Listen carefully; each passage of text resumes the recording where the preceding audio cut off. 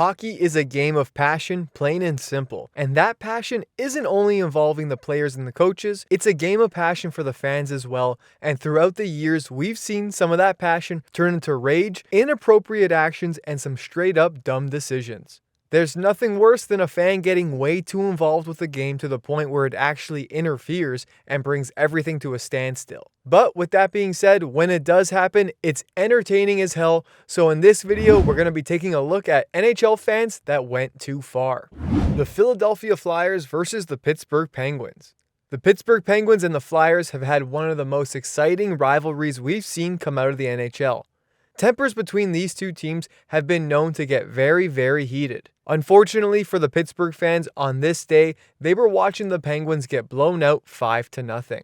The crowd was getting rowdy, and it got to the point where they were throwing things trying to land them on the Flyers bench, but ended up missing and landing on the ice, causing the play to stop. Clearly, this game was out of reach, leaving the fans with nothing to cheer for, so they ended up using that energy to chirp and taunt the Flyers bench from behind the glass. And that's when this happened. We saw a Hulk Hogan look-alike standing behind the Flyers bench, enjoying a little camera time for his ridiculous looks and of course loving the attention. He mixed in some heckles towards the Flyers bench. Obviously, this man didn't get the attention he needed growing up and was looking for his 15 seconds of fame, and he got it. However, this Hulkamaniac bit off a little more than he could chew and became an instant meme as Scotty Hartnell used Hulk Hogan's popular "I can't hear you" gesture right back at him.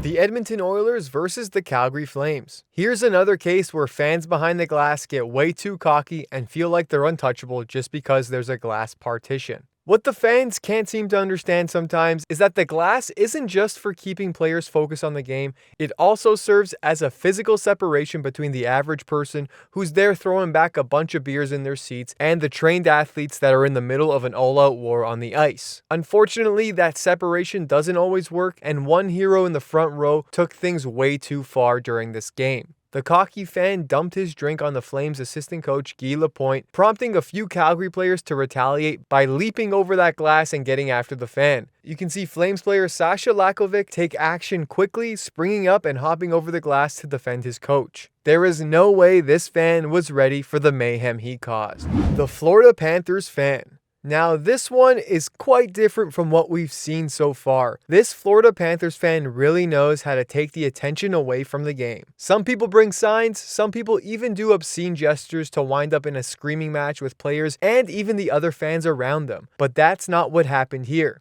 Some say what we're about to see was all because this woman was dared to do this, and if that's true, then kudos to her because she will forever live on the internet as the Florida Panthers flasher. That's right, you heard me right, this woman straight up flashed the entire arena while on camera, essentially flashing the entire world. Now we're going to blur this out and censor everything here, but before we show it, do us a favor and hit that like button and don't forget to subscribe to our channel. A lot of work goes into getting this content together and we appreciate you all for watching. Alright, now back to business. Yep, that's right, without hesitation, taking those things out and letting them breathe in the cold arena air, it definitely got the crowd going and probably every teenage boy watching from home.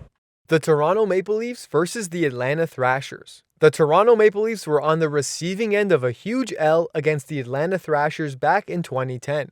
This was a tough time for the Toronto Maple Leafs. During the third period, it was 5-1 for the Thrashers when a 27-year-old Leafs fan pulled out soggy waffles he had stashed under his jersey and chucked them onto the ice of the Air Canada Centre. "They need to wake up and eat some breakfast," the fan said in an interview after that game. "I'm just trying to help them with a balanced diet." This diehard Leafs fan said he didn't throw the waffles out of disrespect for the players, explaining, "I love them, but somebody's got to say something." See, this is where Leafs fans show that they can sometimes just be the absolute worst. Not all of them, of course, but it's guys like this who give Leaf fans a bad name. Throwing waffles at your own team's star player Phil Kessel, who's struggling just because the entire team isn't clicking, and saying it's because you love them, has to be one of the dumbest things I've ever heard.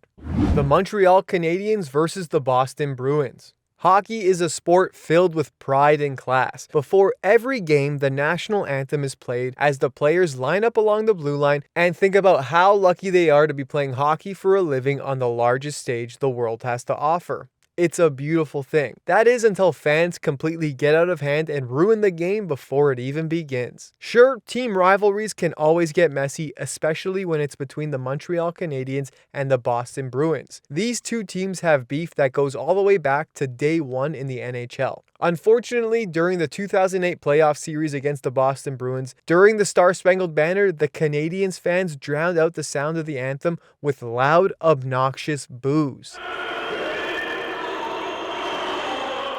That is the least classiest thing that could ever be done. But contrast to that, the most classiest thing that could be done is what the Boston Bruins fans responded with. During the Canadian national anthem in the next game, Boston Bruins fans all stood up giving the Canadian national anthem a standing ovation, making those Canadian fans look even worse than they already did.